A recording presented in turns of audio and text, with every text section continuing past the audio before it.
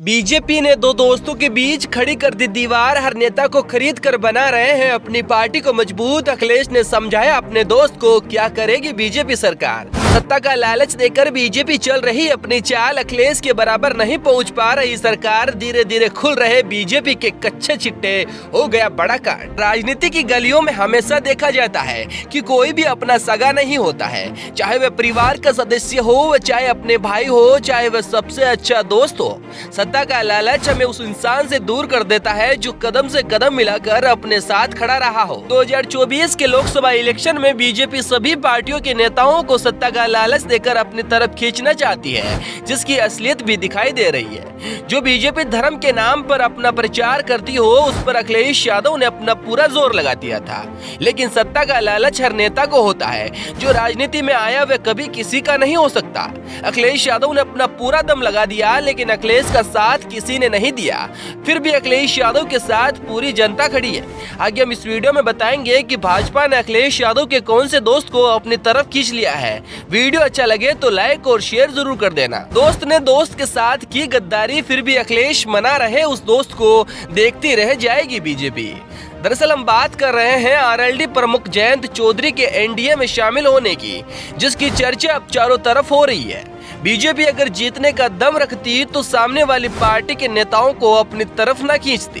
बता दें कि मंगरू चाचा हो या नीतीश कुमार हो या संजय निषाद हो, ऐसे कई सत्ताधारी नेता जिसे अपना जमीर बेचकर बीजेपी का दामन थाम लिया था।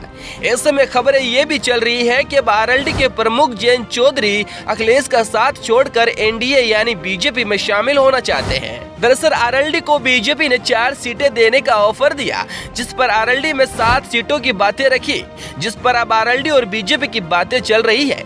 लेकिन चौंकाने वाली बात यह है कि अखिलेश यादव ने आरएलडी को पहले से ही 7 सीटें देने का वादा कर दिया।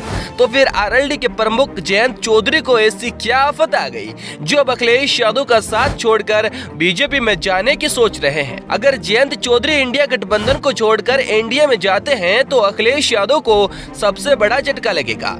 आपको बता दें कि सपा और रालोद कई बार साथ में चुनाव लड़े हैं और जीते भी हैं, और अखिलेश यादव ने जयंत चौधरी को अपना दोस्त बताते हुए जयंत चौधरी को राज्यसभा भी भेजा है।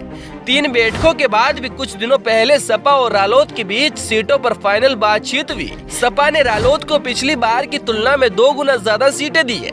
पिछले चुनाव में रालोद ने 3 सीटों पर चुनाव लड़ा था, जबकि अब सपा ने रालोद को 7 सीटें देने का वादा किया है। आपको बता दें कि रालोद और बीजेपी में गठबंधन लगभग 15 साल बाद हुआ है। 2009 में रालोद ने लोकसभा चुनाव बीजेपी के साथ लड़ा था, जिसमें 5 सांसद रालोद के बने थे।